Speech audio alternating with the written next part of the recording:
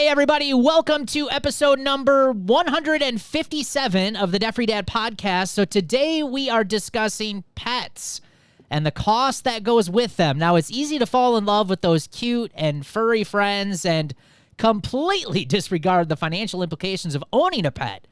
Now, today we're going to be revealing some of the true costs and how they play a role in your financial life. Stay tuned. You're listening to the Debt Free Dad podcast with Brad Nelson. Brad and his co-hosts experience the anxiety of living paycheck to paycheck before learning the fundamentals of financial security. They are now on a mission to empower regular people to pay off their debt for good and enjoy happier, less stressful lives. Keep listening for inspirational interviews, tips, tricks, and practical advice to gain financial freedom.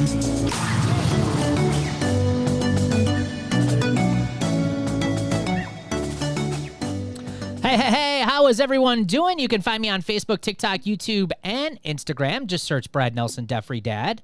And as always, guys, welcome to today's show. And remember to get all the resources, show notes, and links for today's show. You can head over to the website at balancesense.com/157. That's BALANCEDCENTS.com/157. I can't believe we've done 157 episodes, and this is going to be the first time that we've ever talked about pets and the costs that go with them, guys. How did we ignore this for so long? I don't know. Seriously. And Amber, you could spend probably a couple of episodes talking about your pet stories and the money that they have costed you. Absolutely. But there is a lot of money that goes into them, and I think a lot of us probably, I don't know, I guess you guys can share, but, I'm assuming a lot of people probably get themselves into buying a pet, owning a pet, and they're barely able to make sure that they have an emergency fund for themselves, right? And now they have this pet, which is like almost bringing on, when you look at the costs of some of this stuff that it is owning a pet, it's almost like bringing on another family member, which they kind of turn into, but it's that expensive. It's not like, having a goldfish when we're talking about dogs and cats and things like that. I got a cat in high school and it lasted 20 years. Yeah. How did that happen? It's a long time. Right? Good for there you. Was a lot of expense through the 20 years. You must be a good pet owner. Well, we'll see. So I have a pet. I've got our dog Elliot, and prior to our dog Elliot, we had Ariel, who lived until she was about 13. I think it was 13. And definitely experienced a lot of cost later in her life. So probably could talk a little bit about that. But Elliot is younger. In fact, when we adopted him, they told us that he was 2. We took him to the vet for the first time. They told us that he was only like 6 months. I was like, that happens so wow, often. Holy smokes. Well, and once I started, I was like, yeah, it kind of makes sense that he's a total puppy, right? We get it now. But, so anyways, we have he's like 2.5 now. So he's still a young dog, very healthy, doesn't cost like a lot for as far as medical bills and stuff yet, but, we definitely spent a lot of money. I mean, when we first got him, it was $450 just to, I think, adopt him. And then it was probably about another $500 or so for like the vet stuff. And then he had an infection from being in the kennel. So then we had to get that fixed. And then there was the dog supplies. So I would say probably within that first 6 weeks that we owned him, we probably spent pretty close to $1,200 just finally getting him up to speed and actually being able to have him, right? Yeah, people don't think of that upfront cost. Like when we have Bonnie and she's 13, and then Clyde's 7, I believe. But when we got Clyde, the shelter actually asked us how much. One of the questions on the questionnaire to adopt was, how much do you expect to spend in the first year? And we threw out like, probably about $1,200. But I'd be surprised if more people had no idea. Yeah. Like, what are these upfront costs that you're gonna, in the puppy's first year of having them? Yeah, especially if you've never owned a dog before. I thought that was a fantastic question. Yeah. Yeah, we bought our dog in the middle of getting out of debt. And I think like a lot of people, we just look at the upfront cost of the dog. Like the dog is X amount of money. Here's your X amount of money. I have a dog. And then it's like, yeah, very similar. It's like, well, we bought a puppy and, it was only 12 weeks old, I think, when we brought her home. And then it's like, it's like having a baby. Like, you got to go to the vet every so often. They got to get shots. They got to get rechecked. They got to get shots again. And I'm just like, what did we do? And then we went on vacation that year. And I remember we had to board her, and that was a few $100s for the time that we had. And it was just like that first year, the dog, and we paid, I think, $600 for the dog. And it probably cost us $2,000 or $3,000 just the first year we had her, with all the different bills and visits and all the different stuff we had. And I think that is, it's just very eye-opening, and continues to be. We still spend, we just had her at the vet not long ago, and she had some issues and had some problems. And it's just like, here's another huge bill you got to pay. And if you're not prepared for that, I mean, it can just really, especially, luckily we've not had anything serious, but I know some people, you run into some serious issues, you can get into the thousands of dollars very quickly. Oh yeah. Our other dog, Ariel, she ended up tearing, I think, whatever, I don't know. I don't think it's called an ACL on a dog. It's called something else, I think. Lots of us refer to it like that, though, whether or not it's called that. Yeah. Yeah. Well, anyway, she ended up seeing like a squirrel in the yard, and she ended up trying to take off after it, and she ended up tearing a muscle or ligament in her rear leg. And she couldn't, like, in the first couple days, she couldn't even walk. And they were like, well, she would need this surgery in order to fix it. And at this time, she was probably maybe like 11 and a half, pretty close to 12 years old. And they're like, it's going to be like $5,000 to do it. And I'm just like, no chance, right? I was like, let alone, I don't even think, and I don't think they thought, I don't even think she would have made it through, like, and been able to recover from that just because of her age. But that's a ton of money. And so we were like, well, what do we do? And luckily they gave her some medicine that took away a lot of the pain. And she actually recovered pretty well without surgery. She was able to maneuver pretty well and walk and even run sometimes. She actually did really well with it. But $5,000, I mean, that's a lot of money. Yeah, absolutely. You mentioned the word tear. I thought you were going to say that you had a cat that tore up all the furniture. Yeah. Scratching it all up. Boy, that's annoying. And speaking of $5,000, my sister-in-law just spent $5,000 to have a ligament replaced or fixed on a cat so it could walk after it got outside and got attacked by some kind of animal. And I thought, good gracious, $5,000 to fix a ligament. Yeah. But their family. We want to let's talk about that, because here, we have to have answering this question. We have to have this conversation. No. Yes, we do. We've had this conversation before. We're gonna have it again.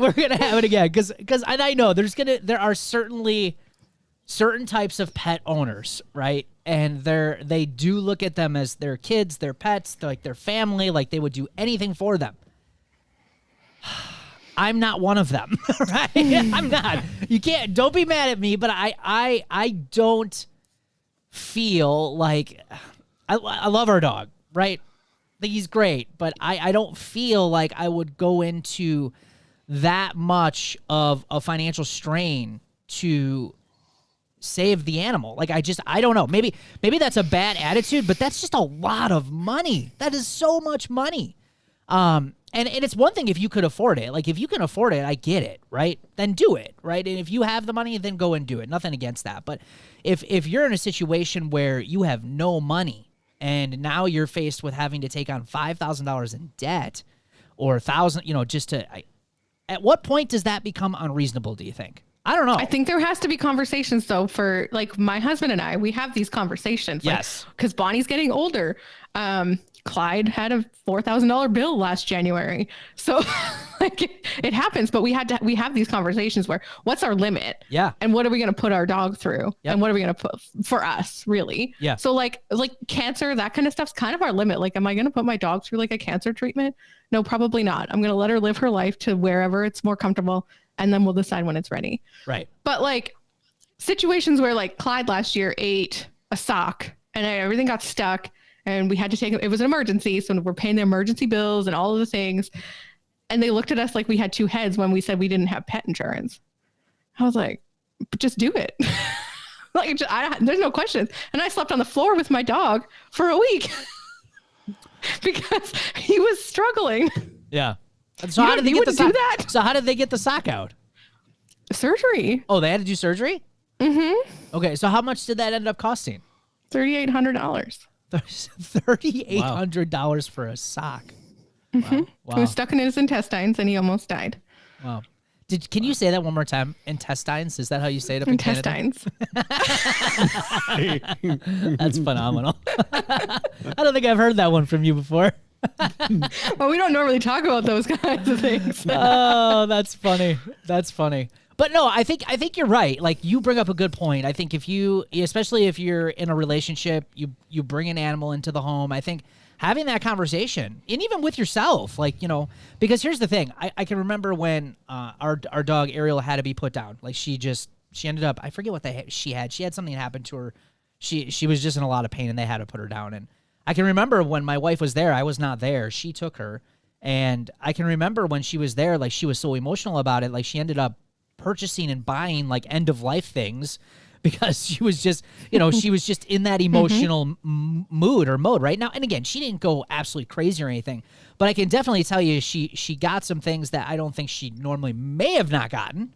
Right. And because again, we never really had that final conversation of, okay, when this happens, like, what are we, because now they sell all these like afterlife things. Like, you can do all these, like, I think you can even stuff your pet if you want to. Like, I think there's all these different things, right? So, I mean, I think you bring up a good point. I think you have to have those conversations about when it comes to the costs, especially the medical costs for caring for a pet. Now, I have a little bit different perspective on animals, just because I've never actually owned a pet in my adult life. Like, I had them growing up. We had a cat that I begged and pleaded for when I was 10 that ended up living 18 years just despite my dad, who hates cats. And when I got older, I wasn't sure if I was ready for a pet yet. So I actually volunteered to foster with some local humane societies, and then eventually a rescue group that I really loved, and had the pet, like, the dog came and lived in our house, and we had to take them in if they needed vet care and not everything, but it was all covered by the organization. So it's kind of like, I don't want to call it rent a pet, but it's helping the group out, but they're also paying for it, and they're paying for the food. I would still buy like treats and toys and those kind of things for the dog, but those are the fun things, not like the expensive things. I had puppies I've fostered 19 dogs over the last 10 years, no more than 2 at a time. But those vet bills that I have seen, a puppy that got parvo and survived, a puppy that had a broken leg. My last dog I had for 2.5 years. It was actually a family who was deployed with the army in Germany and couldn't take her with them. And she was older. She was probably 12 or 13, but she had gotten super sick about 2 years ago, and her mom and me were FaceTiming over the internet, trying to make decisions, because the emergency vet was like, it's cancer. It'll be $3,000 just to diagnose if it's cancer. Like, cancer was what they thought originally. And then it's like, okay, and if she does have it, then it's how many thousands of dollars for chemo or surgery, and is she even going to survive that because she's older? So we kind of had to have that conversation like you would have with a partner, that's like, when do we say enough is enough? And it ended up being a really bad, massive UTI, and it cost like $1,000 in tests and everything like that. And she lived another full year, but then it was a pretty quick end, and they really do play on your emotions in that final stage, because I was at the emergency vet and it was $1,200 just to walk out the door after they had to put her down and everything. And that's not like the cremation and the little urns and all that kind of stuff that you can get. And they really do tug at your heartstrings when they're in that kind of a situation. We asked this question in the Facebook group too, like, what are some unexpected expenses? And that we had one from Linda Papillion, and that's one of the things she said is, I didn't prepare for end of life, like health and care. I do think, it is, because I have heard that, you get in there and it is, like, you can spend a lot of money at the end of their life as well if you're not prepared. Yeah. It's just like when a human passes away and you go to the funeral home, right? Right. That's why it's important to put in your will what you want, right? So your family can't say yes or no and get emotionally tied into a bunch of junk they don't need. Yeah, Mary Southard, she commented on here, and I just want to say, it sounds like, I mean, I don't know where she lives, but it just sounds awesome to me. Mary's a rancher. Okay, so she says I'm rural. So I always the cuts that need stitches, snake bites, bobcat attacks, wild hog attacks. Like this just sounds like awesome. It's like out of Yellowstone. Infections that cause abscesses, which can rupture. Now I don't mean the injuries are awesome. I just mean like I'm just picturing like the Wild West. It just sounds cool. But yeah, I mean, you just look through here, like dog eating 2 bags of cough drops. Claw got caught on something and they had to declaw it with a cast and cone, $750. Christina Coletti calls her dog the money pit. I like that one. That makes me laugh. Yeah. So just so many things. I mean, just so many different experiences from people of all these, like, you just don't think like, like you said, the dog jumps off the bed, boom, broken leg. You just don't think that's going to happen, but it happens all the time. Yeah. Yeah. When you go or you're adopting a dog or like you said, Amber, I mean, they did the same thing when our adoption. They did do a good job. Like you're aware of the financial implications. You're aware of what these can cost. And so they do a good job, but that's not always the case when you're buying, a puppy from like a store or, or even a breeder necessarily. I mean, they're not going to go through a lot of that stuff with you. And if you've never owned an animal before, I mean, it can get really, really expensive. And in fact, I've got this graphic here in our notes here. And I think I don't know. I personally think these numbers are a little low, but it says annual cost for a small dog is $737. Now this includes like miscellaneous pet and they're including pet insurance, your licenses, which by the way, I don't have my dog licensed in my county. Is that really bad? I don't either. I don't. Do you have to have a dog licensed? I guess. Yeah. I'm supposed to. Here in Ontario, we are. Some places have it, some don't. Yeah. So. I don't know if we're supposed to or not. I just don't. So, I live in California. Toys and treats, but yeah, for a small dog, $737. For a medium dog, $894. Large dog. That's including food? That's including food. I think that's just not enough. This is maybe pre-inflation too, right? Yeah, exactly. Large dog, $1,040, and then for a cat is roughly $809. But even still, I mean, even if you use those numbers, let's just round it up to, around 1,000. You're still looking at, spending, $70, $80, $90 a month, that you got to budget and have. And that's just for the bare necessities, right? I mean, that's just for maintaining their life and not all the extra stuff. Like if you take your dog to doggy daycare, or like Ryan said, like when you go on vacation, you take your animals to, to be boarded while you're gone. Things like that. It can get pricier if you have a pet sitter that comes to your house, right? What about insurance? Do you guys, Amber, now you said you don't do insurance. I don't, because I don't think it's worth it. Okay. Even with all the expenses I've had, like Bonnie, we got lucky. She didn't need anything really until this past year. Other than like your regular non-emergent, like your, annual visit and the regular shots, which as far as if I know correct on this, I don't think most insurances cover those. So you're looking at like emergency mainly for insurances. Am I incorrect? I believe so. Yeah, I'm not I am not a pet insurance expert. At least some of the ones that I looked into, they were not offering regular visits. Yeah, here's some information from Forbes.com. Is pet insurance worth it? This is an article by Ashley Kilroy. It says, if your pet gets injured or sick, pet insurance helps cover medical expenses. What was once an obscure insurance product has been gaining steam. There are nearly 4 million cats and dogs insured in the U.S. now, according to the State of Industry 2022 report published by the North American Pet Health Insurance Association. That's more than double the total number of cats and dogs that were insured in the U.S. in 2017. So to determine if pet insurance is worthwhile, it's good to know what kind of vet bills you could be looking at. Here are examples of the average treatment costs, courtesy of Pets Best. And just as a couple, average cancer bill for a dog would be $4,300. For a cat, it's roughly $3,800. Amber, ingested foreign objects, you were pretty close, $3,500. Yep. You were 38. $38. Yep. Oh, it was the extra emergency fee there. Yeah. Yeah, right.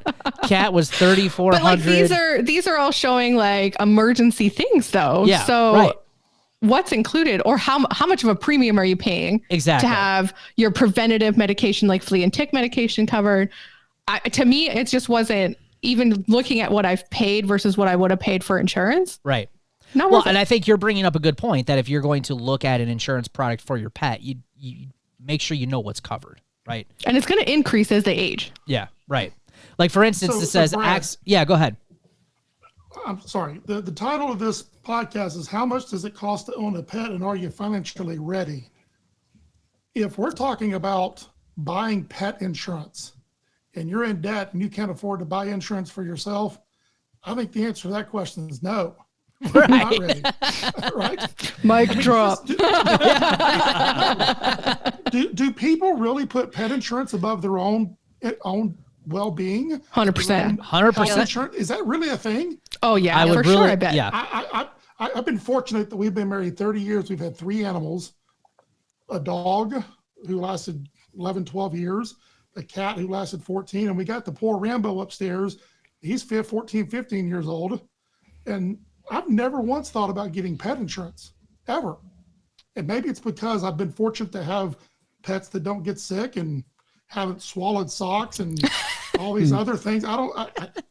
It's just constant. the idea of buying pet insurance is just, it doesn't connect with me. I don't get it. Yeah. And I certainly legitimately wouldn't- know I someone wouldn't. who would put their dog's medication and trying to keep them alive over their own food, like their own personal care. They would put the dog first. Yep. So is the pecking order pet, me, and family?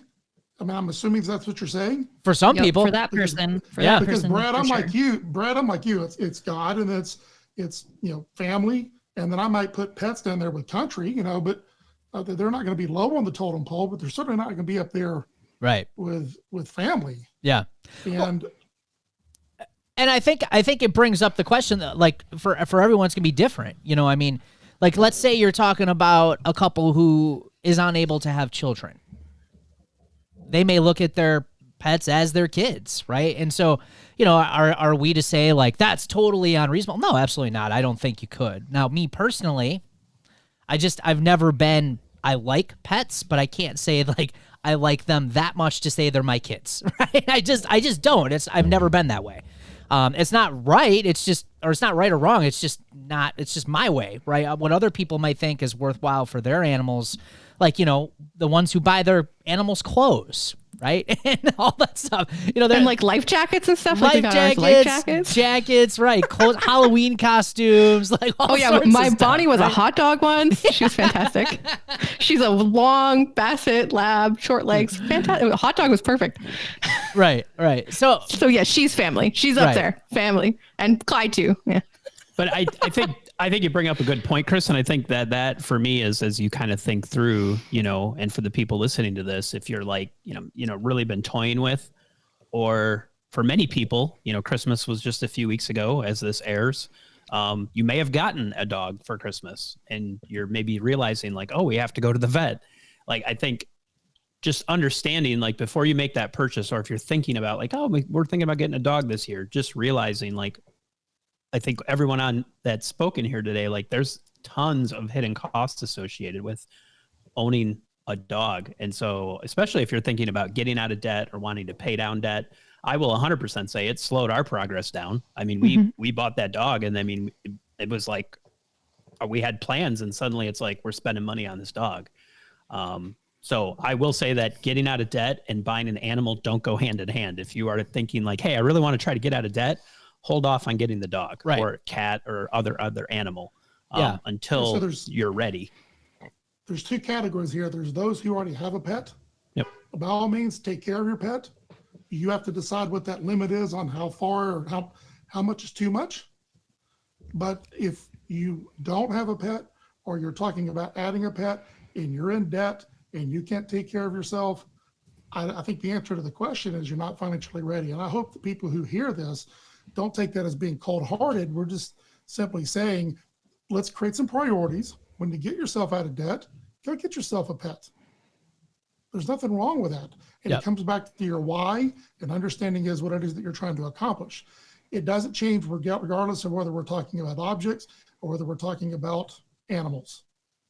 You got to have the priorities. And once you get out of debt, you get yourself on a solid footing. You're able to invest for retirement. By all means, get yourself a pet. But if you're having to make those decisions, which is just baffling to me, then I would encourage you to take a step back and slow down and ask yourself, as you mentioned, Ryan, is this going to help me get to where I want to be? And I think the answer is no.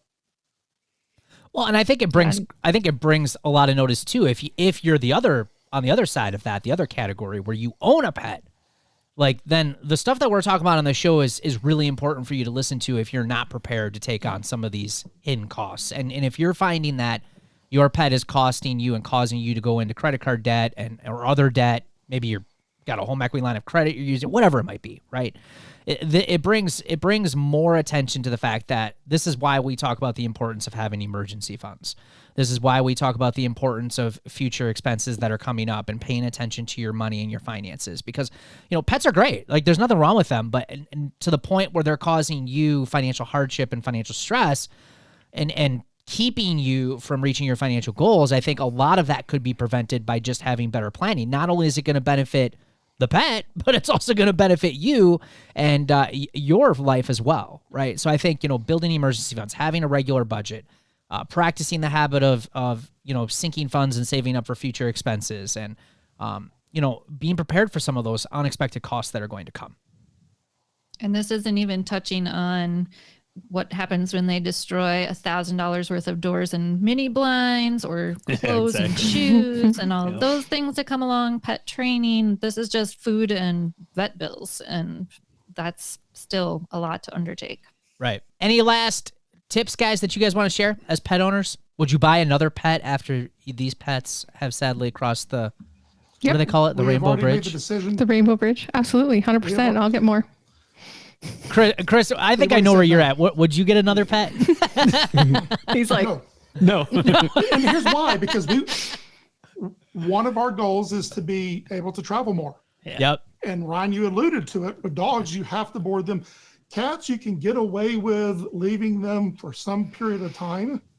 But here in a few weeks, Helen and I are going to Hawaii for almost 2 weeks. I got to have somebody come up here twice to check on the cat.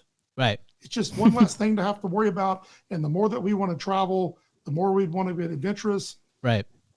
We just don't think that another animal after this one fits. Yeah. I got suckered into this one that I'm in now.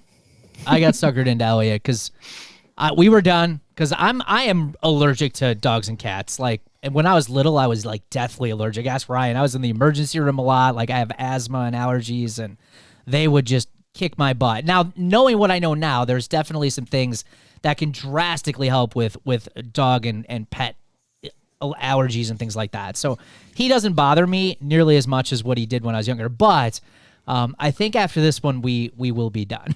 I think we will, because I'm in the same boat. Like when because I'm planning on him living for probably another 10 years. And by that point, I'm hoping to be able to travel more and do more things, because when you have a pet, you are limited. Like you've got to have resources. Where are you going to leave them? Who's going to watch them? And it does create some obstacles. There's no question, based on your lifestyle. So the Totally Awesome Debt Freedom Planner is helping so many people make consistent progress with their finances.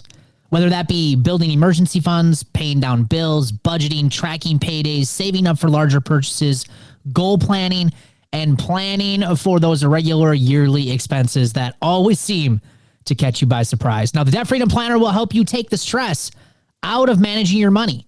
And if the thought is running through your mind, hey, I just need to have a simple tool to get my finances together, this planner is perfect for you. Head over to therealdebtfreedad.com, click on the Debt Freedom Planner in the menu at the top of the page, and order your Debt Freedom Planner today. Let's talk about that, baby. Let's talk about your money. Let's talk about all the good things, all the bad things that make me. Let's talk about that. Let's talk about that. All right, guys, that sound means it's time for the celebrations of the show. And Amber, you want to kick it off with Sonia?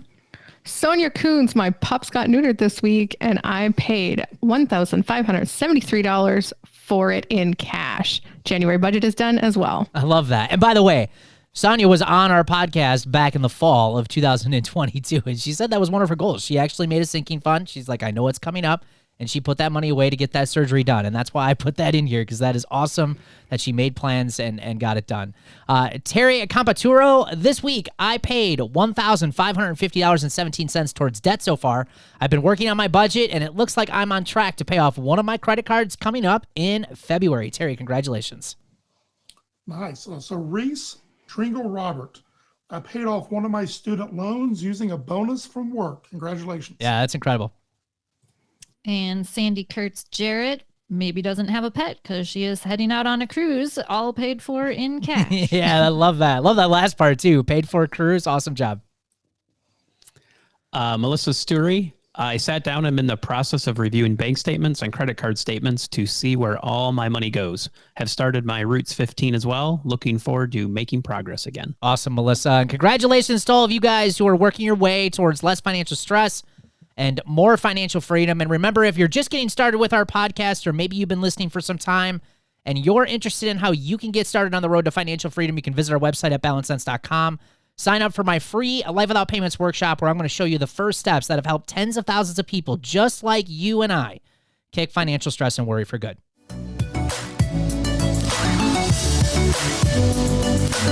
Thanks for listening to the Debt Free Dad Podcast. Connect with us on Facebook, TikTok, YouTube, and Instagram at Brad Nelson Debt Free Dad. If you found value in today's episode, please leave a rating and review. We so appreciate it. For resources, show notes, and links mentioned in today's show, visit balancedsense.com. That's balancedsense, CENTS.com. Catch you next week.